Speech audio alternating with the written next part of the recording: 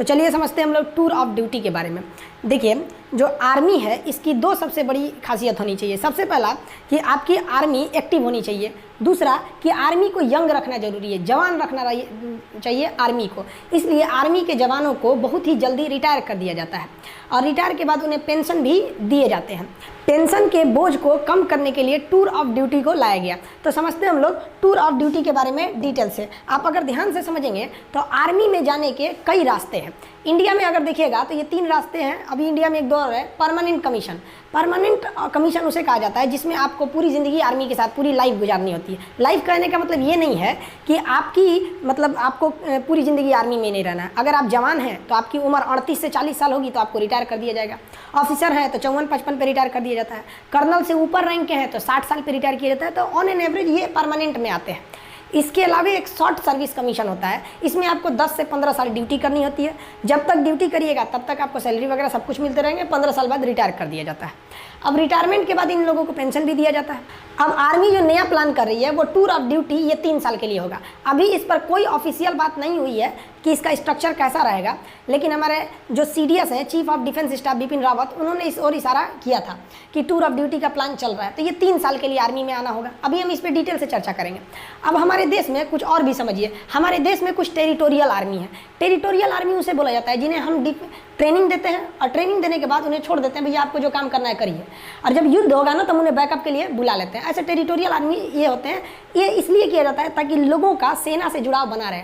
हमारे महेंद्र सिंह धोनी भी territorial army में लेफ्टिनेंट कर्नल के रैंक पर गए थे। आप अगर देखेंगे महेंद्र सिंह धोनी को तो वो भी टेरिटोरियल आर्मी में अपनी सेवा दिए हुए हैं। इनका रैंक देखेंगे तो ये लेफ्टिनेंट कर्नल के रैंक पे ये गए थे महेंद्र सिंह धोनी। तो ये टेरिटोरियल आर्मी में है। तो ये तो पहले से चल रहा है टेरिटोरियल आर्मी हमारा। तो अब यहाँ देखिए, तो आर्मी पहले से टेरिटोरियल कर रही है। दूसरा, इनवर्स इंडक्शन करना चाह रही है आर्मी। इनवर्स इंडक्शन के तहत क्या करना चाह रही है कि जो CRPF या फिर पैरामिलिट्री में है, जो ड्यूटी कर रहा है, मान लीजिए कोई BSF में है, कोई CRPF में है, कोई PSC में है, कोई बिहार मिलिट्री पुलिस BMP में है, इस तरह से है, या पुलिस के जवान है, तो उनमें से आर्मी का क्या कहना है कि भैया जो उनमें से तेज तर्रार जवान है ना, उनको हम क्या करते हैं, सेना में लेते आते हैं। कहते हैं कि भैया एक काम करो, तुम चलो 5 साल के लिए तुम सेना में चलो। 5 साल तुमको सेना में ड्यूटी कराते हैं। ऐसा नहीं कि डायरेक्ट ले आ देंगे, उन्हें भी ट्रेनिंग दिया जाएगा, पूरा फौजी बनाया जाएगा और फिर सेना में लाएंगे। 5 साल बाद उन्हें कह दिया जाएगा भैया आप जहाँ थे, जैसे पुलिस में थे तो पुलिस में चले जाइए और हमसे पेंशन मत मांगिए, क्योंकि हम आपको 5 साल के लिए ना बुलाए हैं, हम तो आपको और बेहतर कर दिए हैं और बेहतर करके लौटा रहे हैं। आप जिस डिपार्टमेंट में थे वहाँ और जाके एकदम अच्छे से ड्यूटी कीजिएगा। तो ये भी एक तरह का अच्छा है। अब उनको तो पेंशन वो गवर्नमेंट देगी जिधर से वो आए हैं, पैरामिलिट्री में से। आर्मी ने अपने सेना में 5 साल ड्यूटी भी करा लिया और वापस भी कर दिया, आर्मी का पेंशन भी बच गया। तो वो इन्वर्स इंडक्शन पे भी विचार कर रही है। इसी के तहत NCC को भी बैकअप में तैयार करके रखा जाता है कि अगर बहुत ज़्यादा हम लोग कैजुअलिटी हो गई लड़ाई के समय, तो एक बैकअप के लिए हम NCC को भी रख सकते हैं। मैंडेटरी सर्विस हमारे देश में नहीं है। इजराइल में है क्या कि इजराइल में आपको लगभग 2.5 साल सेना में जाना ही जाना है। हम ये नहीं कर सकते मैंडेटरी सर्विस, क्योंकि एक जवान को ट्रेनिंग करने में काफ़ी खर्च आते हैं और हमारे पास इतने पैसे नहीं है कि इतने बड़ी जनसंख्या को हम मैंडेटरी सर्विस या मैंडेटरी आर्मी सर्विस के लिए ट्रेनिंग दे सके। तो ये तो हमारे देश में पॉसिबल ही नहीं है कि हम पूरे देश की जनता को अनिवार्य रूप से सेना की ट्रेनिंग दे सके। इनवर्स इंडक्शन क्या है समझा दिए। टेरिटोरियल आर्मी केवल सेना का मनोबल बढ़ाने के लिए इसमें VIP लोग को शामिल कर दिया जाता है। अब मेन जो है वो हमारी बात चल रही है किस पर, टूर ऑफ आर्मी पर, टूर ऑफ ड्यूटी पर। इसके तहत केवल 3 साल के लिए लाया जाएगा। अब आप कहिएगा कि सर 3 साल में फ़ायदा क्या हो। देखिए, मान लीजिए अगर इस साल 1000 लोगों को भर्ती किए, फिर अगले साल 1000 लोग, फिर अगले साल 1000 लोग, 3 साल में हमारे पास कितने हो गए, 3000। अब अगले साल तो जो पहले आए थे वो तो रिटायर होंगे, फिर 3000 आ जाएंगे। तो इस तरह से हमारे पास हमेशा एक रेगुलर आर्मी बनी रहेगी और ये आर्मी को हमें क्या नहीं देना पड़ेगा, पेंशन भी नहीं देना पड़ेगा। अभी हम पेंशन पे आएंगे, चर्चा करेंगे। अब थोड़ा सा हम आगे समझते हैं टूर ऑफ ड्यूटी में। ध्यान से समझिए, इस टूर ऑफ ड्यूटी के बारे में समझिए। ये एक तरह का इंटर्नशिप है। इंटर्नशिप क्या होता है कि आपको किसी खास काम के लिए और खास फिक्स समय के लिए जब बुलाया जाता है तो उसे इंटर्नशिप कहते हैं। इससे सेना हमेशा जवान रहेगी, यंग रहेगी। जैसे मान लिया कि हमने 1 साल के लिए 1 लाख लोगों को किस में भर्ती किया, टूर ऑफ ड्यूटी में। इस साल भर्ती किया, फिर अगले साल 1 लाख को भर्ती कर लेंगे, फिर अगले साल 1 लाख को कर लेंगे, यानी 3 लाख हमारे पास आ गए सब। फिर अगले साल इधर 1 लाख को रिटायर करेंगे तो फिर 1 लाख को भर्ती भी तो कर लेंगे। और जिसको हम रिटायर किए उसको तो पेंशन देना नहीं है कि भैया हम 3 साल ड्यूटी कराए हैं। अब ध्यान से समझिएगा जी, ऐसे करके हमारे पास 3 लाख का स्टॉक बचा।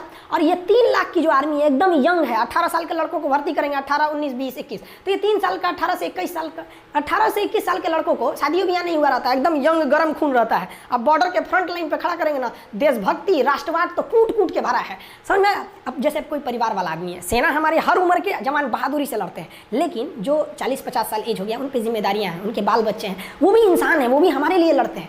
तो एक उनके ऊपर जिम्मेदारी है। एक जो नया नया छोड़ा जाता है, इसमें कोई जिम्मेदारी नहीं, ना आगे ना अपना पीछे पका, गोली चलाया रहे तुम हम पे, एगो चलाएगा हम तो पूरा बम मार देंगे यहाँ पे।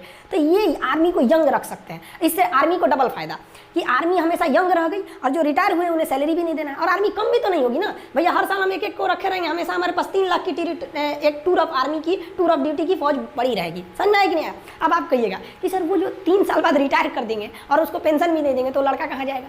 तो देखिए भैया, इसमें सेना विचार कर रही है कि हम इस तरह से एंट्री कराएंगे कि जैसे कोई लड़का ग्रेजुएट हो गया है, तब आओ भैया 3 साल ड्यूटी करो और जाओ। और सरकार एक नियम बना देगी कि कोई भी एसएससी, रेलवे, बैंक वगैरह वो इन लड़कों को आरक्षण दे जो मतलब आर्मी की ट्रेनिंग कर ली है। क्यों? क्योंकि इनके अंदर एक डिसिप्लिन आ जाएगा। सेना उनको डिसिप्लिन 9 महीने का ट्रेनिंग देगी। ऐसा नहीं कि टूर ऑफ ड्यूटी आइए आपको टूर करा देते हैं, उठाइए AK-47, ऐसे नहीं। 9 महीने की एकदम कठिन ट्रेनिंग दिया जाएगा उन लोग को। ट्रेनिंग में कोई कॉम्प्रोमाइज़ नहीं होगा उनका, 9 महीने का ट्रेनिंग दिया जाएगा, समझा। आप वो जिस डिपार्टमेंट में जाएंगे एकदम डिसिप्लिन, इतने बजे ऑफिस आना है तो आना है, हर चीज़ एकदम बढ़िया से रहेगा। इससे कि उनको देखकर डिपार्टमेंट के बाकी लोगों में भी एक जज्बा आएगा। और आप खुद देखिए ना, हम लोग, आप हो या हम हो, जब भी कहीं जाते हैं तो बगल में कोई फौजी रहता है तो अपने अंदर से एक आत्मसम्मान का दिल, वो आदमी हाथ उठाकर सैल्यूट नहीं करता है, लेकिन अपने दिल से पूछेगा आदमी, उन्हें दिल से सैल्यूट करता है कि इनके बदौलत हम लोग अपने घरों में सुरक्षित हैं। तो जहाँ वो ड्यूटी करने जाएंगे वहाँ भी लोगों का सेना के प्रति इज्जत बढ़ेगा, और वो भी लोग चाहेंगे कि हम भी अपने नेक्स्ट जनरेशन को सेना में भेज सकें। तो एक आर्मी है, एक काफ़ी अच्छा बैलेंस बना के कर रही है। आखिर आर्मी को ऐसी ज़रूरत क्यों पड़ी? अब आप कहिएगा, यहाँ एक नेगेटिव पॉइंट ये आता है कि अगर हम 3 साल ड्यूटी करा के निकाल देते हैं तो जितने भी आएंगे, हमारी सेना यंग तो रहेगी लेकिन एक्सपीरियंस नहीं हो पाएगा। देखिए, जवान रहना भी ज़रूरी है, एक्सपीरियंस का भी रहना ज़रूरी है। कहीं कहीं जोश और जुनून काम नहीं आता है, एक्सपीरियंस काम आता है। तो इसीलिए आर्मी विचार कर रही है कि हम अपनी आर्मी में 40%, 30 से 40% फौज को टूर ऑफ ड्यूटी के तहत रखेंगे ताकि ये लोग जवान रहें, और बाकी 60% फौज हम फुल परमानेंट सर्विस वाले रखेंगे ताकि इनके पास एक्सपीरियंस रहे। तो आर्मी हर तरह के मैटर पर विचार कर रही है। याद रखिएगा, अभी ये विचार हो रहा है, कंफर्म अभी नहीं हुआ। देखिए अब ध्यान से, ये एक तरह का इंटर्नशिप उसे कहते हैं जो एक फिक्स टाइम के लिए आपको बुलाया जाता है। इसमें वर्दी भी मिलेगी खूब बढ़िया, भाई सेना की वर्दी मिलना बहुत बड़ी बात होती है। आपका बढ़िया बढ़िया ब्रांड, जो हज़ारों रुपए के आप जो ब्रांड पहनते हैं ना, उस ब्रांड की कोई कीमत नहीं है अगर आपके बगल में कोई बंदा वर्दी पहन के, इंडियन आर्मी का उस पर लोगो बना हो, पहन के खड़ा हो जाता है, सारा आपका ब्रांड बर्बाद हो गया उस आर्मी के वर्दी के बाद। तो एक वर्दी भी मिलेगी, रैंक भी मिलेगी, सैलरी भी मिलेगी। क्या नहीं मिलेगा? तो भैया पेंशन नहीं मिलेगी। सारा बवाल तो पेंशनें कम करने के लिए हो रहा है, समझ में आया कि नहीं? तो पेंशन नहीं मिलेगा आपको। क्यों पेंशन नहीं मिलेगा? क्योंकि पेंशन देने के लिए कम से कम आपको 17 साल की ड्यूटी करनी रहती है। इसमें तो ओवरऑल 3 साल की ड्यूटी ही है। तो समझ में आ रहा है कि नहीं आ रहा है? जो टूर ऑफ ड्यूटी के तहत आएगा वो सेना के एडवेंचर को भी देख लेगा, राष्ट्रवाद भी देख लेगा, डिसिप्लिन भी सीख लेगा, स्वास्थ्य, मेंटेलिटी, हर चीज़ को सुदृढ़ कर लेगा, और दूसरी नौकरी में उसको छूट भी मिलेगा। तो उसका भी करियर खराब नहीं हुआ, देश की सेना भी जवान रह गई, और देश का जो पेंशन पे खर्च था वो भी बच गया। आर्मी का जनता से जुड़ाव भी हमेशा रेगुलर बना रहेगा 3 साल पे। अब जैसे क्या होता है कि एक आर्मी गया, वो 40 साल ड्यूटी पे रहेगा, तो भैया 40 साल तक आप उसके जगह पे दूसरा भर्ती नहीं ना करेंगे। यहाँ तो हर 3 साल पे ड्यूटी पे भर्ती करना है। तो समझ में आ रहा है? अब आप देखिए जरा ध्यान से, इस इंटर्नशिप पे क्या किया जाएगा। शुरुआत में ऐसा नहीं है कि आप कोई सेना में कोई डिसीजन बड़े पैमाने पर ले सकते हैं। तो आर्मी का कहना है कि पहले हम 1000 जवान और 100 ऑफिसर को भर्ती करेंगे। इसमें 1000 जवान को भर्ती करेंगे, 100 ऑफिसर को। इस पर देखेंगे कि इस पर क्या अभी प्रोसीजर है, क्या इसके रिजल्ट आएंगे। हम आपको अभी इसके फ़ायदे समझाते हैं। अब ध्यान से समझिए इसके फ़ायदे क्या क्या होंगे हमारे। देखिए इसके बेनिफिट समझाते हैं। एक रेगुलर जो जवान होता है ना, हम अभी इसमें ऑफिसर की बातें नहीं कर रहे हैं, हम जवान की बात कर रहे हैं। देखिए ऑफिसर बहुत कम होते हैं। एक कंपनी में लगभग 3 प्लाटून होता है। जैसे 10 जवान का एक सेक्शन होता है और 3 सेक्शन को मिला के 1 प्लाटून बनता है, और 3 प्लाटून को मिला देंगे तो 1 कंपनी बनती है। और एक कंपनी को कमांड करता है 1 ऑफिसर, यानी 90 लोगों की फौज पे 1 ऑफिसर हो जाता है। 90 से 120, कभी कभी 4 प्लाटून का भी एक कंपनी बनता है। वो फर्दर वीडियो में हम आपको समझाएंगे। Company, platoon, section, battalion, regiment, brigade, division, इस सब में अंतर कभी समझा देंगे उसमें। तो एक रेगुलर जो जवान होता है, उस जवान को पूरा परमानेंट अगर ड्यूटी दीजिएगा तो भर्ती से लेकर उसकी जितनी सैलरी बनती है, अलावेंस बनता है, भत्ते बनते हैं, उसको पेंशन होता है, वो सब मिलाकर जोड़ दीजिएगा तो 11 करोड़ रुपए आते हैं। 11 करोड़। और अगर यही जवान अगर हम टूर ऑफ ड्यूटी के तहत लेते हैं तो 3 साल का है, तो 3 साल में आप उसको कितना अलाउंस दे दीजिएगा, कितना खर्चा कीजिएगा। अब पेंशन का तो बवाल नहीं है, तो टोटल 90 लाख खर्च आएगा। तो हम यहाँ कैलकुलेशन ईजी करने के लिए 1 करोड़ लिख दिए, मान के चलिए 1 करोड़ आएगा। तो सोचिए जो रेगुलर जवान है वो 11 करोड़ और जो टूर ऑफ ड्यूटी पे आ रहा है 1 करोड़, यानी एक जवान पर कितना बचेगा हमको, 10 करोड़ बचेगा। दूसरा ये तो पैसा बच ही गया, दूसरा ये जो फुल समय ड्यूटी करेगा, जैसे मान लीजिए कि हम ही आर्मी में भर्ती हो जाए तो अभी हम अच्छे से ड्यूटी कर सकते हैं, लेकिन 10 साल बाद क्या बुढ़ा जाएगा आदमी, अच्छे से नहीं ना ड्यूटी हो पाएगी, उतने बेहतरीन ढंग से नहीं हो पाएगा जितना कि यंग आदमी कर सकता है। तो इससे डबल फायदा टूर ऑफ ड्यूटी से। एक जवान के पीछे 10 करोड़ बच गया और सेना पूरी तरह जवान है, एकदम यंग है, समझ में आया कि नहीं? तो ये हो गया इससे फायदा। अब देखिए जरा ध्यान से, स्टार्टिंग हम लोग ट्रायल जो करने जा रहे हैं, शुरुआत में हम लोग 1000 सैनिकों को भर्ती करेंगे। तो देखिए बेनिफिट क्या होगा, हम 1000 सैनिकों को भर्ती करने जा रहे हैं। एक सैनिक पर कितना बेनिफिट है, 10 करोड़ का, तो 1000 पर कितना हो जाएगा, उसमें 10 से गुणा कर दीजिए, 10,000 करोड़, 10,000 करोड़ की बचत आ जाएगी। क्योंकि एक सैनिक पर हमारा बचत हो रहा है 10 करोड़ का, तो 1000 सैनिकों पर बचत कितना हो जाएगा, इसमें 10 से गुणा करेंगे तो 10,000 करोड़ का बचत हो जाएगा हम लोग को। अब इस बचत से 10,000 करोड़ से हम आधुनिक हथियार खरीद सकते हैं, आर्टिलरी खरीद सकते हैं, हेलीकॉप्टर खरीद सकते हैं। आप खुद सोचिए ना, 126 राफेल जहाज़ों की ज़रूरत थी, आ कितना रहा है, केवल 36, यानी 90 जहाज अभी कम आए हैं।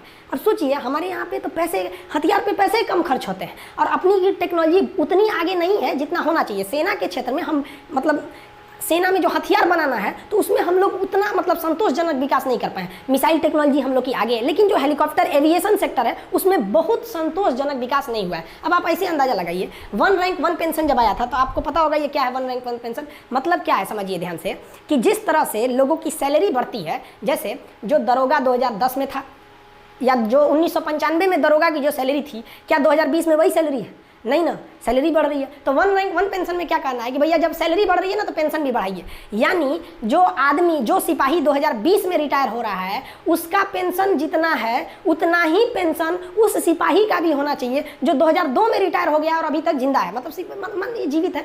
अब आर्मी को तो बहुत यंग एज में ना रिटायर कर दिया जाता है, तो मतलब कहना है कि पेंशन एकदम सेम होना चाहिए। तो इससे पेंशन पे बोझ इतना बढ़ गया है कि आर्मी ना अपने कुल बजट का लगभग 60%, बबुआ 60% लगभग केवल सैलरी और पेंशन में खर्चा हो जाता है।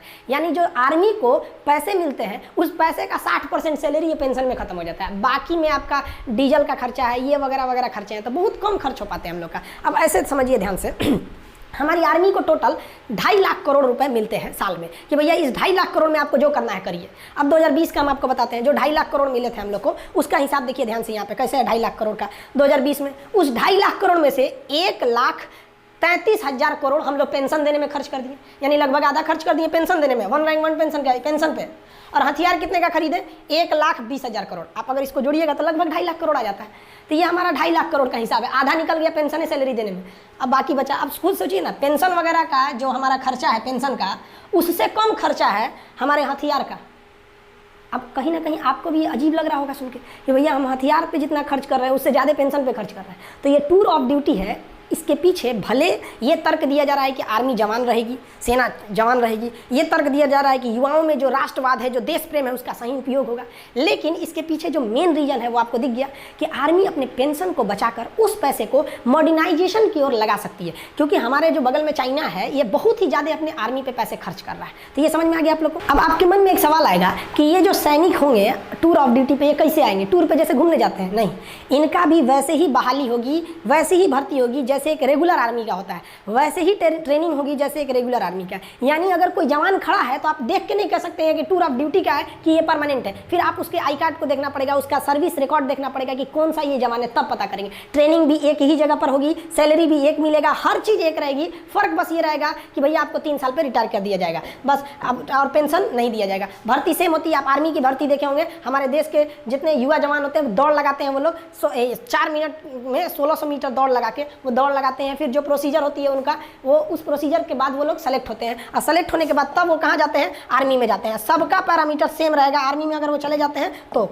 आप नहीं कह सकते हैं कि इनमें से कौन सा जवान टूर ऑफ ड्यूटी का है और कौन सा जवान हमारा मतलब परमानेंट है, तो सब का सब क्या रहेगा, एकदम सेम रहेगा। आप समझ में आ गया आप लोग को कि ये टूर ऑफ ड्यूटी मेन और मेनली किसके लिए किया जा रहा है कि भैया हम अपने पेंशन पे हो रहे खर्च को कंट्रोल कर सके और अपनी सेना को मॉडर्न टेक्नोलॉजी दे सके। जैसे हमारे सैनिकों का बैलिस्टिक हेलमेट नहीं रहता है, इंफ्रारेड रिकॉग्नाइजर नहीं रहता है, अभी भी हम लोग इंसास राइफल लेके चल रहे हैं लोग, तो ये सब चीज़ें। आर्मी की जो बूट होती है वो काफ़ी हैवी होती है, वजन में बहुत भारी होता है।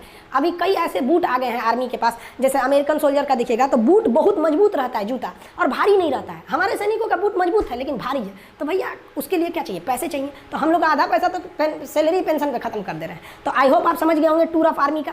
बाकी आर्मी में हथियार वगैरह कौन से होते हैं, कैसे आप देख सकते हैं, देख के कैसे पहचान जाएंगे कि AK-47 है, कि SLR है, कि 303 है, कि इंसास है, पिस्टल, माउजर, इस सब में क्या क्या डिफरेंस होता है, इस सब के बारे में हम आपको वीडियो बता देंगे। बहुत से लड़के कर रहे हैं प्लेलिस्ट बनाने के लिए, तो उसको भी बना देंगे, और प्लेलिस्ट में हम आपको डिफेंस में आपको हर एक चीज़ हथियार वगैरह के बारे में भी समझा देंगे, ताकि युवाओं के प्रति एक जिज्ञासा रहती है कि हमारी आर्मी क्या कर रही है। आई होप आप समझ गए होंगे। समझ में आया? एक सैल्यूट हमारे भारत के वीर जवानों के लिए।